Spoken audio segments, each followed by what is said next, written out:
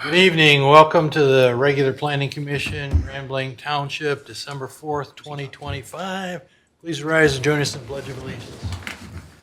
Pledge allegiance to the flag of the United States of America and to the republic for which it stands, one nation, under God, indivisible, with liberty and justice for all. Planning Commission members present this evening, we have Mr. Andre, Ms. Coulter, Mr. Joyner, Mr. Gellings, Mr. Hoffman, Ms. Nassar, Mr. Bush. We are Planning and Zoning Administrator, Director. Director. Yeah. I'm sorry. That means he's getting stressed out from it now. Jeremy. This one's Planning Commission, this one's ZBA, this. And then from Giffords Webster, we have Mr. Amar. Okay. Mr. Chairman, I have one request before we get too far into the agenda. Okay. My assistant Chanel doing the minutes, she wanted to make sure everybody's got their mics on and they speak directly into the mics because sometimes it's difficult to do the minutes for the meeting, so. Watch the tape. Yep. Thank you. All right. Next item on our agenda is an opportunity for public comment. I will open up the public comment portion. I don't see anyone here that would like to speak, so we'll close the public comment portion. Bring it back up to the Planning Commission. Next item would be approval of minutes of November 13th, 2025. Mr. Secretary. Mr. Chairman, thank you. I would move to accept the approval of the minutes as presented. Support.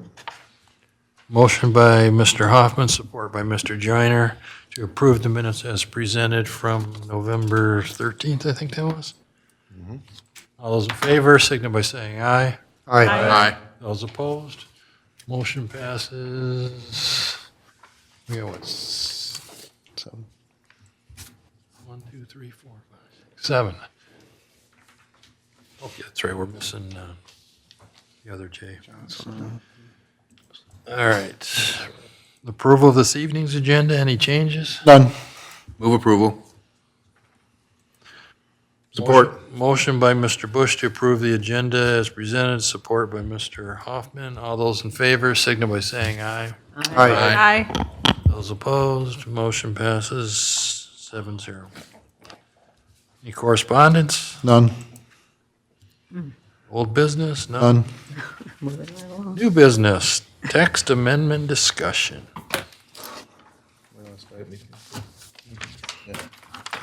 Start. All right, good evening, Planning Commission. We have two quick discussions tonight. The first one is the electric vehicle, I would call this a baseline potential amendment for the location of electric vehicle charging stations. We've talked about this a couple times before. The last time was in June of 2023.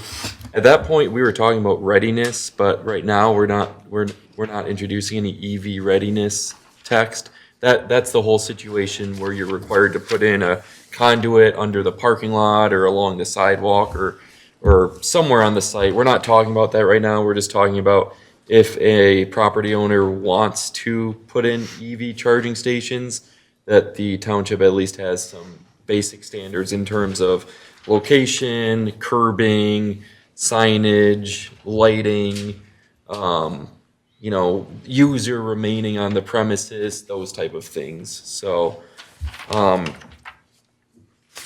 we provided some sample language. I want to keep it brief here because we have talked about this before and want to, I guess, open the door for any potential questions or comments. So, there any changes in this language? This language is very similar to that 2023. A couple changes were made. One of them was that it was in the users, that E, I believe. I think that was new. That you can't just park a a car permanently in a publicly designated EV charging station space. Does that, I'm sorry, does that cause any issues for you, Jeremy? Well, I was just gonna say, there may need to be like, some sort of signage that says, I'm trying to see where this, D, second page. under signage, there may need to be, could be towed at owner's expense if found in violation of any of these ordinance, this language. I have seen that. There was, where someone, it was like at a park. They had an electric vehicle. They wanted to charge their vehicle, but there was someone parked there. Right, That Wasn't using it. was an electric Right. vehicle. right. So kind of like what we do for like commercial, if you don't want to have people on site, you need to have it posted that says, this is governed by Smith Towing, here's the number, here's the lot, call them. If your car was here and it's not here now, call them because they probably have it. Mr. Bush? Well, to that avail, we're talking about charging stations on private property. So what do we have to do with having a vehicle towed on private property? That's up to We the owner. won't, but on commercial private property, in order to be able to tow that, you have to have signage. That's not up to us to say. That's up to the owner of the property. Sure. I can't tell McDonald's to put up a sign because that's the township law. I mean, if they don't want that sign, they don't need it.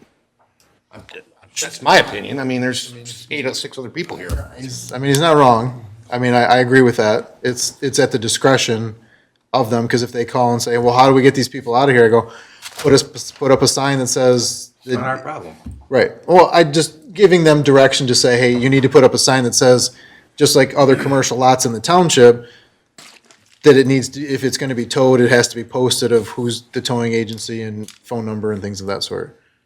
Mr. Hoffman? Typically, when we will recognize in the language signage, we're trying to limit or capture what we will approve. Would it be something like, hey, we will approve this type of sign, but if you want the ability to do this, you have to put the sign up? So the difference is, we're not telling you got to put a sign up, but if you want to do this, you have to have a sign saying that it's going to be done. So what I'm referencing, the language is something from the police department. So that's their recommendation to the private owners of commercial businesses. If you want to tow something off their property, it's not a zoning language. So I don't think I agree with Mr. Bush, now that we're talking this out, that we don't need to necessarily have that. If they call me and say, hey, how do I get this? Right. I have no problem being that vessel or transferring them over to the police department and say, if you want to tow somebody, here's how you handle it. That's what I'm saying too. Yes. Yeah, very good. Yeah, I don't want to have any necessary signage that I have to deal with on a site plan level or anything like that, no. If you're still here, Mr. Bush? Right. You know, off the signage history, when you look at the first page and it says history, I think that's where we should be, our thrust should be, looking at the fire risk. We've all seen the fires on TV with EVs and batteries. And I think they're getting better and better and better and better as time goes on. But I mean, do we need to get the fire department involved? Fire department standards? Do we allow these parking places next to regular vehicles? I've been to some hotels where they have EV charging stations and there's regular cars parked right next door. Well, if there's a fire, guess what? Every one of them cars can be destroyed. So do we prevent that, or is that also on the owner to deal with? Good question. Mr. Andre? Yeah, that was the line of question I was going to ask. Right now, in the current, somebody comes in, they're doing a commercial development, and they say, we want to put EV stations in. How do you typically handle that? I have no You have regulations. no regulations right now. Nothing. And that's why we have what's in front of you today. So there's nothing governing that. I think, I don't know, I'm not an expert on the EV charging stations, enough that regular firefighting, water hydrants don't actually work on the batteries, right? So it's special, it takes, special procedures in order to put out those, right? So I think, yeah, there could be some consideration to where they're placed. I think would be wise. It's hard to say exactly in every situation. You almost have to have some discretion, because you know, as a site plan committee or you as administrator, director, you know, have some latitude as to where the placement is. Yeah, I think that's fair. I mean, logically, you'd want to put it out farthest away from everybody, or from buildings, I guess you would, you know, but having something in black and white, So I'll counter that by saying from a development standpoint, that's the most expensive location. 'Cause it's to far put it. away So from- you're gonna actually, this, you know, if you're gonna do it, because the electrical is gonna cost more to run to that point, and more conduit, so. And then one last thing, you know, at least, if you do that, one of the conditions, I think in 3A says, even though it says all such spaces shall comply with ADA requirements.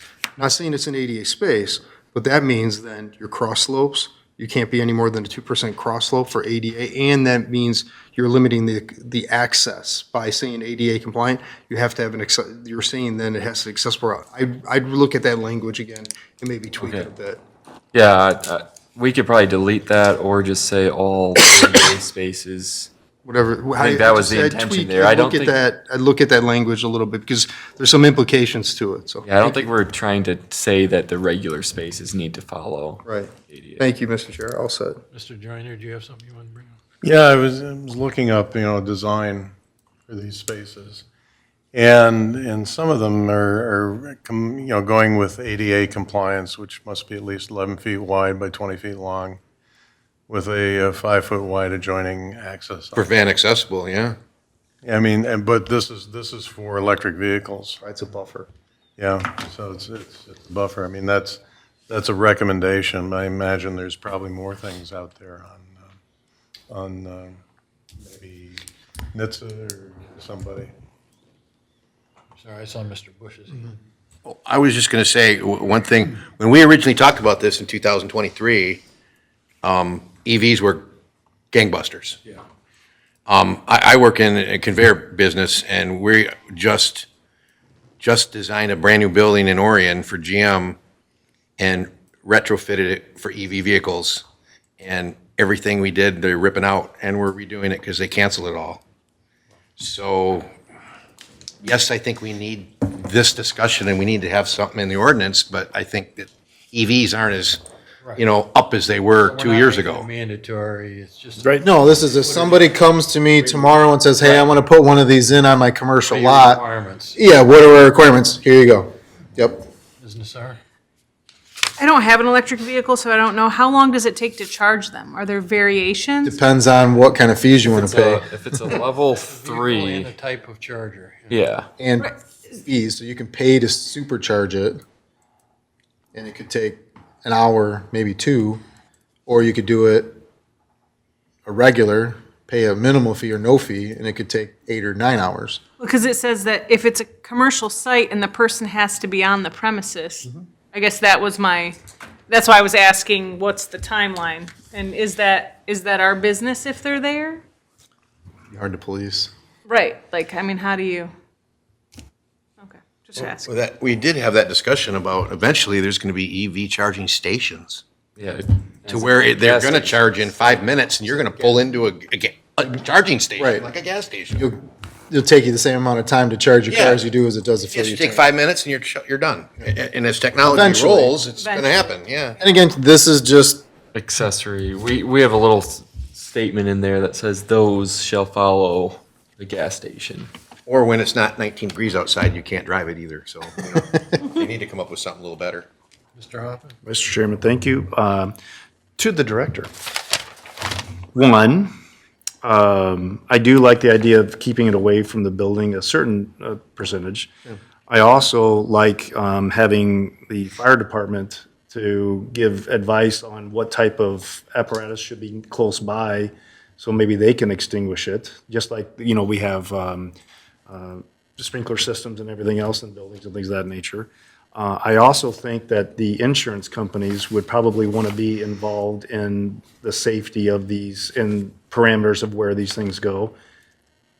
that they would want to be, hey, fine, you're going to have EVs on the station. If you don't have this, this, this, we're not going to insure your property. You would think that insurance companies would do something to the, because if I pull up and I park here and this car gets on fire and my car is burned up, do they have responsibility for that?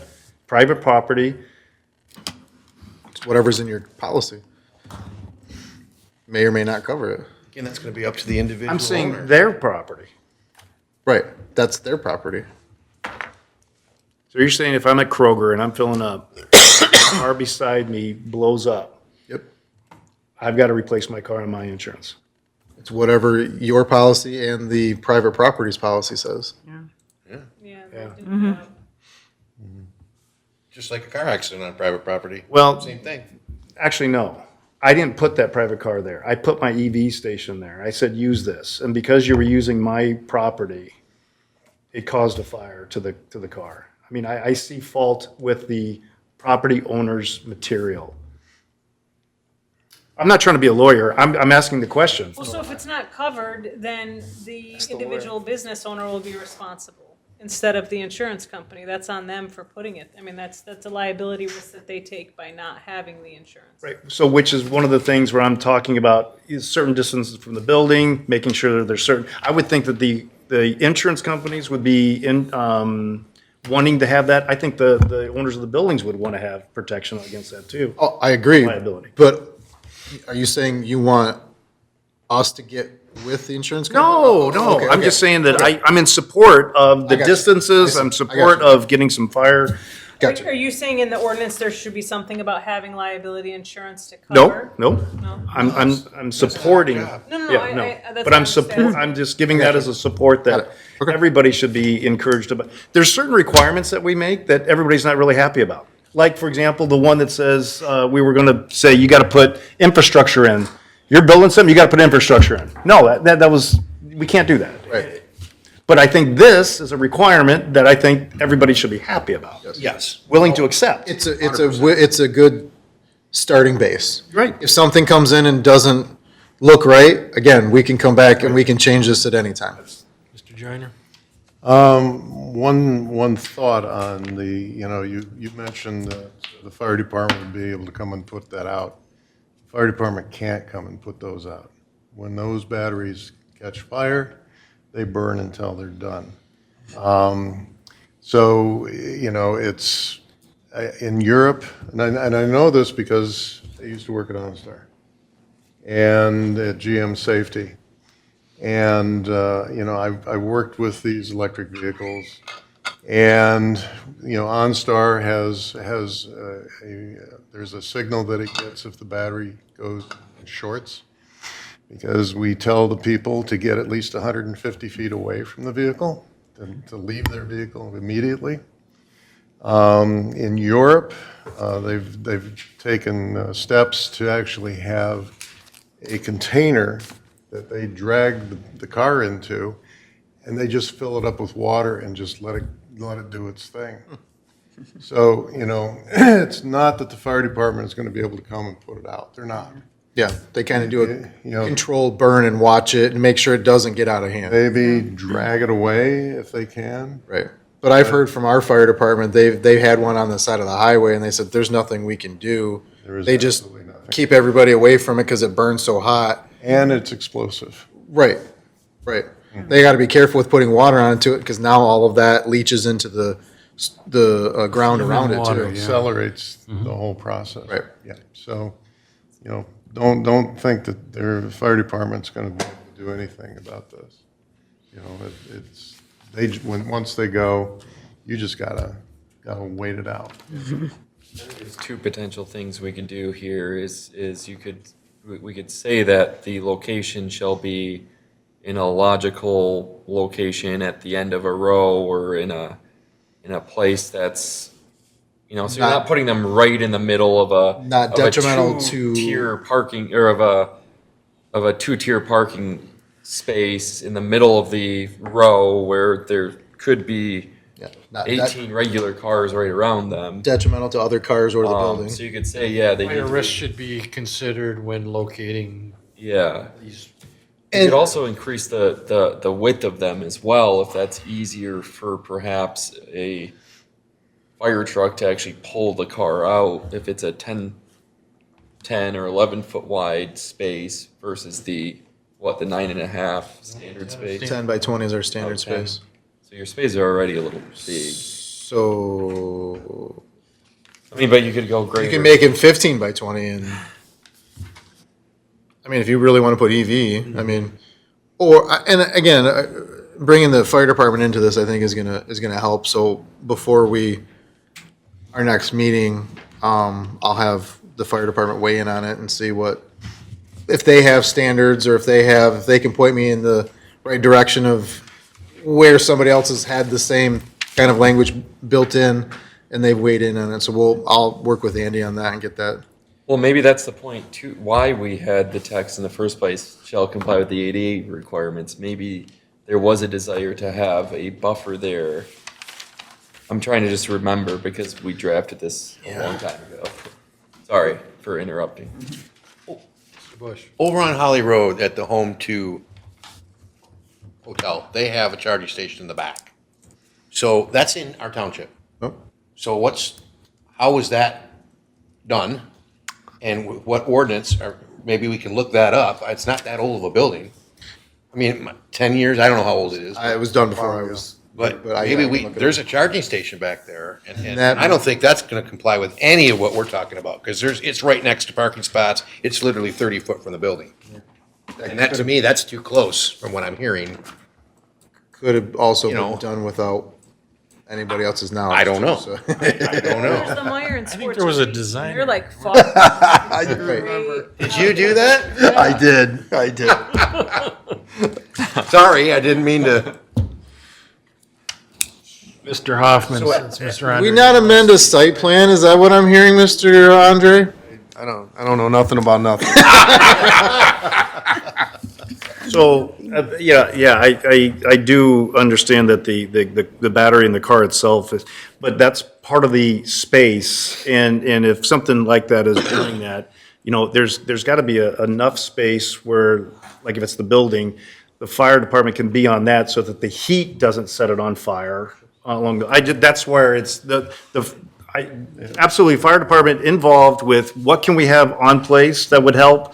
What's the distance that it could help? What can we do to make your job easier in case of something happens? Yep. And I also like Mr. Amat's idea that we consider, the fire risk is considered. Right. In general, just a general statement. General, yeah. And I'm sorry, but I gotta say that if they come back and say, you gotta put that in a location where only one car can be at one time, there's nothing around it for a 150-foot circle around it, why are we allowing these things at all then? No one's gonna put them in at that point. Yeah, I mean, just say, I'm sorry, We regulate it down to that, no one's ever gonna. Right. We're never gonna have one. right. I mean, why would anybody want one if that's what the Yeah. world is saying? Right, and I don't think we want to get to that The point. dealerships have them too, don't they? El Sarah's got them. Most people have them in I their think Randy homes. Wise Most people does. have them in their homes that have an electric vehicle. They might- I don't I know El Sarah for sure has a couple charging stations. I don't know if Randy Wise does or not. I would assume if they have electric vehicles on their lot, they gotta have a charger. So- Absolutely. So I bet every dealership has. Alcera has their solar array between the Chevrolet and, what is that, the Stellantis? The building. Jeep, the Jeep. Yeah, the Jeep, yeah. That's where they've got it, and it's far away from buildings. It's all in one row, two rows for the whole length of Does it. anybody have any other comments on this? So you got, So we got some minor tweaks and I think asking with the fire department. what they're comfortable with in terms Yep. of spacing and access. Yep. Yep. No move problem. on to the other one? Yep. Yep. The next one is, and I'll let Jeremy step in whenever he wants, but, the accessory structures ordinance for accessory buildings is, as you'll see in the memo, it's pretty, it doesn't scale up by lot size. So we're just introducing the idea of having a potential sliding scale where the lot size determines how big you can build an accessory building, not the principal building's ground floor size. So we provide a couple examples for a few townships here in Michigan, as well as Jeremy provided the Davidson example as well. So we have a few examples here on ordinances that kind of do that. The East Bay and Bruce Township do have that exact sliding scale per lot size. Then the Davidson one, right, sorry, I didn't take a full read. I don't know if you want to elaborate on it, Jeremy. Yeah, so again, it's a sliding scale. It was something we developed because we had a lot of variances over a short period of time. And ours was similar to what we have here in Grand Blanc today.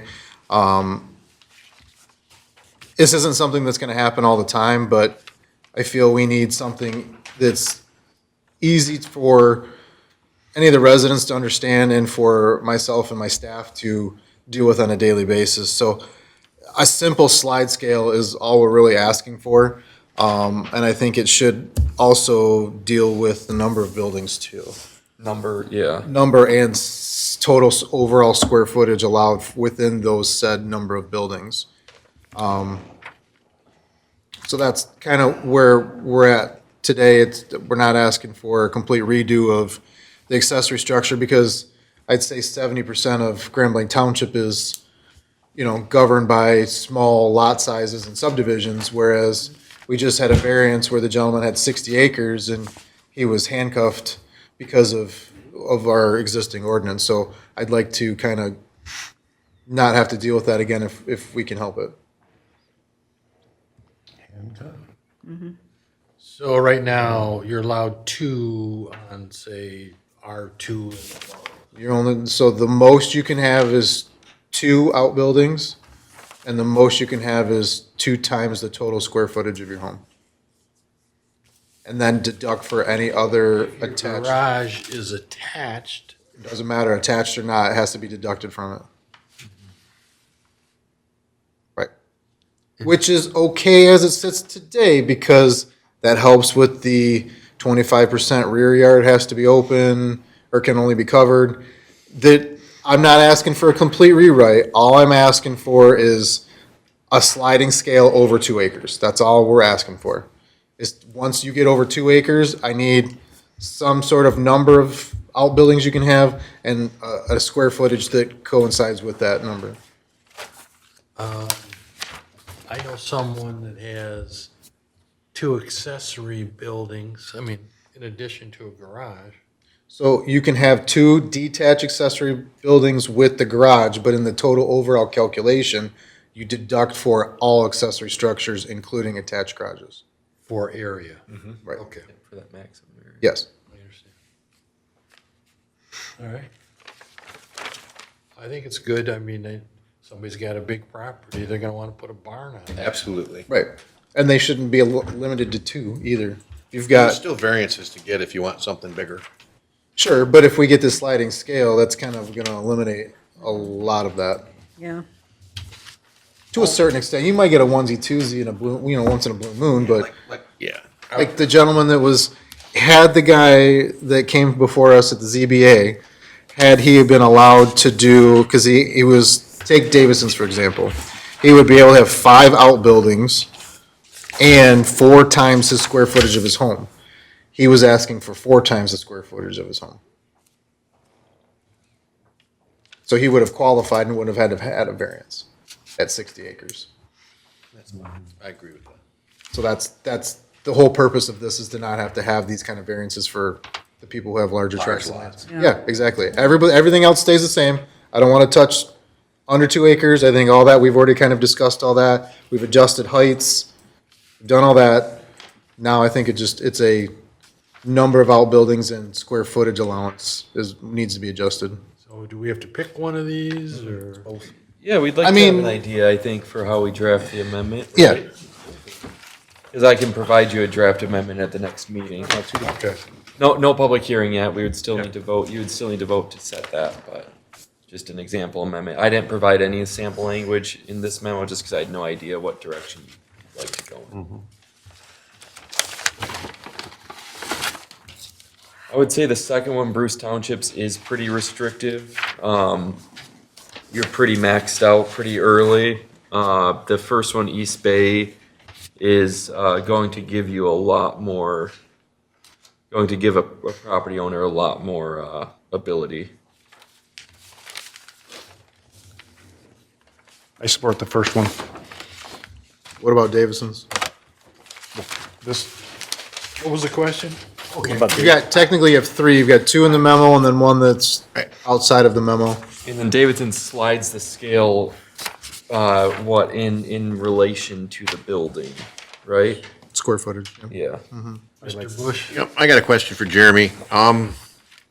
So I have 80 acres, Yep, and let's just say we use Davison's. yep, 80 acres is a lot of land. yep, I can have 5 accessory structures. yep. And 4 times your. Okay, so does my square footage. accessory structure include a deer blind? No, It's So what's that classified as then? Because it's a structure. temporary? it's temporary. Okay. Okay, Just like a playhouse, okay. treehouse. Because I can see someone having 80 acres and at least 4 blinds for the wind Yeah, I mean, and purposes. Deer blind. So as long as that's not included, thank you. You would consider a treehouse not permanent? we're not gonna deduct square footage for a treehouse, no. It might be permanent, but it's, yeah, I'm not gonna.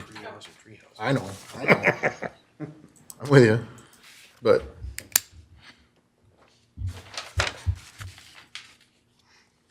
So which do you prefer, based on your, I think the Davison one, once you get over the 2 acres, 2 to 5 acres, you can have, and we can make it so it lines up. The one thing that always kind of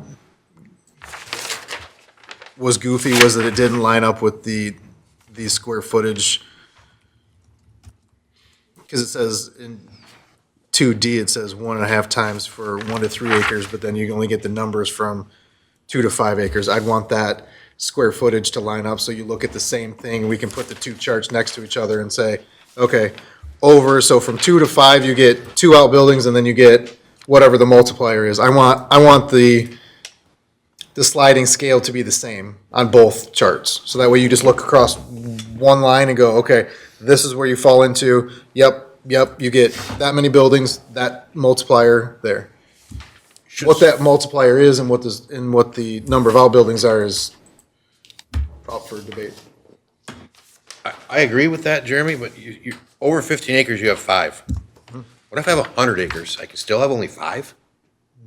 I have 10 times the land the 15 acre site does. it's a ZBA? There, and there's your ZBA. Okay, I'm just saying, that just doesn't seem right to the guy that owns 100. Sure. Yep. poor gal. Own too much land, that's hardship. Although 5 is a lot. That's a lot of buildings. 5 buildings with whatever the square Basically a foot. compound. I mean, you could make them pretty big based on the size. Right, it's all predicated on the size of the house, the total square footage of the house too. You want more, add on to your house. What an addition, yeah. Well, try and see how it works. All right. So what's the consensus? Are we more in line with Davison? Is that, okay. Yeah, if that's your preference, you've had the. We can make it a chart too, where it looks nice and clean. I like Yeah. the charts, the way you have them in there, as opposed to To make it wording that's in the nicer Davison than one. Davison Township. I fully support, I'm right along, I fully support upgrading Davison's plan. That'd be great. Improving their plan. I'm with you. There they You go. always chap my, you know what? There you go. That it didn't line up. Why We'll- doesn't it line up? And- We'll take, their beginnings and improve it. That's great. All right, so we'll see both Yeah, of these so- coming so back to take us. Davidson's, put it in Scratch a that from chart. the official Yeah. record. Do it like you've got for the other ones, and then just have Joke. 2 to 5 be the same. Are we all okay with 2? I just have one question. Are you okay with 2 to 5 acres only having 2 outbuildings? Or would you like to see that to, No, I think it should be more, I don't know what that is, but I mean, that's my question. Should it be 3 and then At over 15, you can have 6. I mean, that's, consensus, are we, how much are we willing to give to, because how we started it between 2 and 5 is going to predicate how we go further down.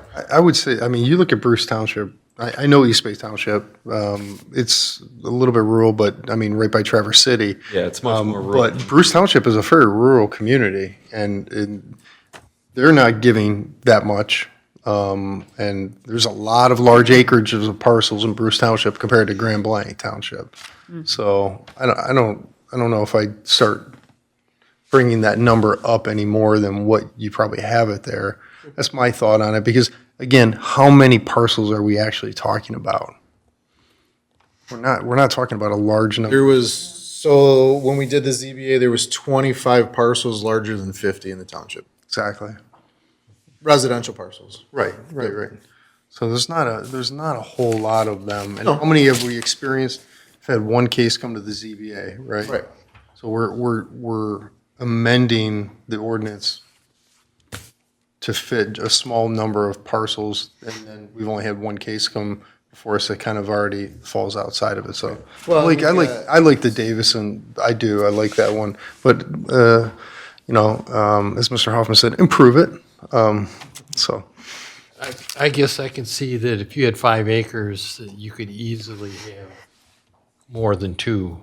That's my point. Yeah, I think, Because everything still has to conform to the current setbacks, the current rear yard square footage percentage has to be in the rear yard. I mean, it still has to conform to all that, because even if you say 2 can have 3, 2 acres, you can have 3, that doesn't mean they're gonna be able to get 3 in there.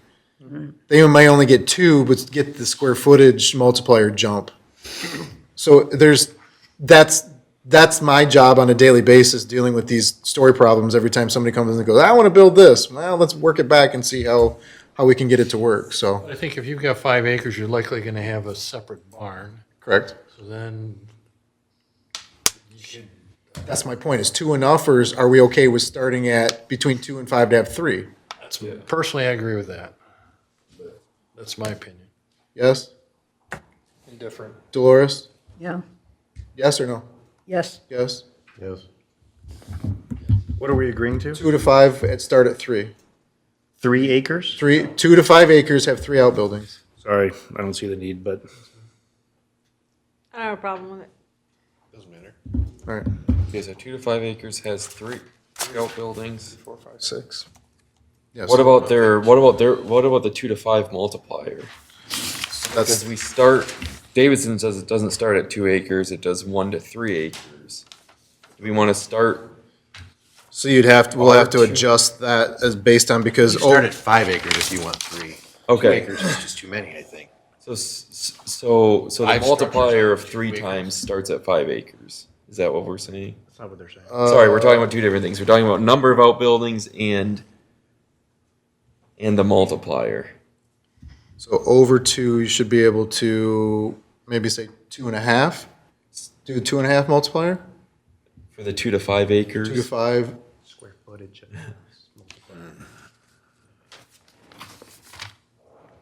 Or do we just want to just go ahead and just say 3? I'm sorry. 3 buildings, 3 times the multiplier. Make it simple? Makes it easy. 3 and 3? I mean, that's, and then we can do half. I don't have a big problem with the number because, like you said, you've got all these other requirements you've got to meet with the setback. Right. Okay, we can do 3 and 3.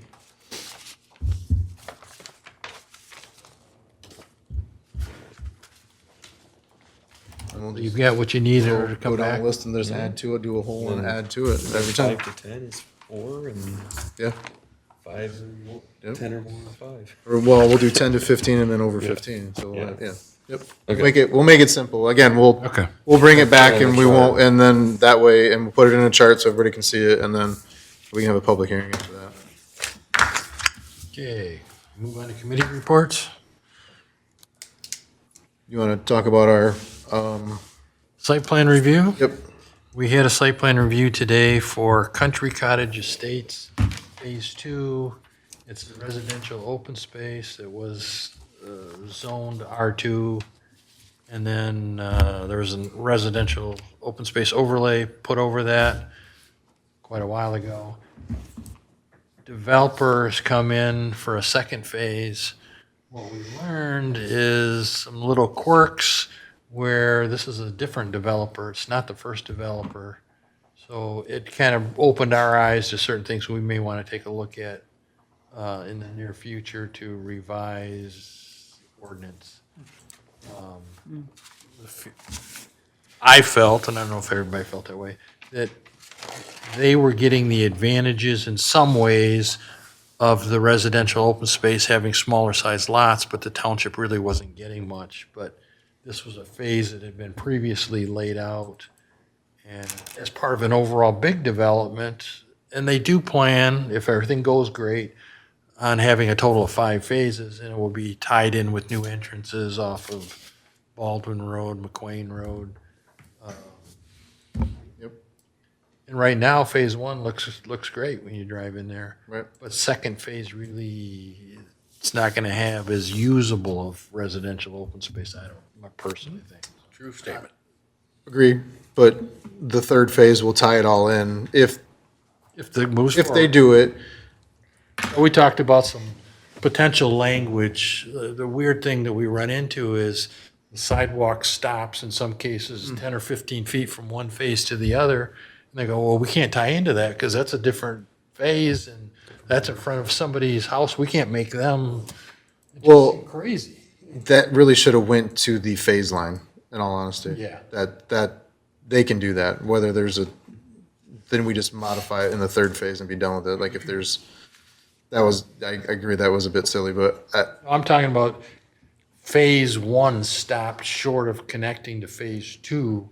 In one case, it was only maybe 10 or 15. oh, right, yeah. And that's, again, Well, that's. connect this. Like, oh, we don't own that property. Yeah, legally they can't, and that's, the thing is giving access to do such things, and we're gonna have them put language in the master deed to rectify that for any future phases, yep. How many units was it? 34. 34? Okay. But with the R2 zoning, that would be a 15,000 square foot lot, whereas the residential open space allows you to drop to 10,000. Okay, we got ZBA. No ZBAs. We won't have one in December either. We don't have anything from Township Board. Nope. Anything else? All kinds of stuff from the township board. That I'm gonna speak about. Mr. Joyner. Of my pay grade. Just a couple of things on our previous discussion. I did find the U.S. Department of Energy has building codes, parking ordinances, and zoning ordinances for electric vehicle charging infrastructure. There's quite a bit of material here. I'll send it to you, Jeremy, so that you've got it. And I'll forward it over to Andy. It's got planning and zoning for EV charging deployment and so on and so forth. There's a lot of sub-articles in here, which might be good for, Yes. for all of us to understand. So I'll send that to you. Also, I just want to let you know over at the tank plant, Yep, you know all those orange and white vehicles that are over there? yep. Those are Cruise Origin taxis, and they're all electric. And what they did when they stored them there, they de-energized every battery that's in there. Okay. So they're not a hazard when they're de-energized. Right, and they've got provisions over there, because they're storing the batteries over there, that they can, they have like a burnout box, if you will, that they can, if something goes awry, they can slide it out and let it burn itself off without harming, If they get it soon enough. if they catch it soon Because enough, those yes. things are parked right next to each other. Yep, I don't know if you've seen some of these videos where these, like the electric buses in some municipalities, one bus starts and the whole line. chain reaction. goes Yep, right up. yep. Yeah, they're all gone, But these are de-energized, so they, there's no power in there, so they can't short. That's good. So. Do you have anything else? Nothing. Motion to adjourn. So moved. By Ms. Nassar. Support. What's the time? We have 7:45, is that it? 7:46. Support by Mr. Joyner. All those in favor, signify by saying aye. Aye. Aye. Those opposed can stay here. We are adjourned.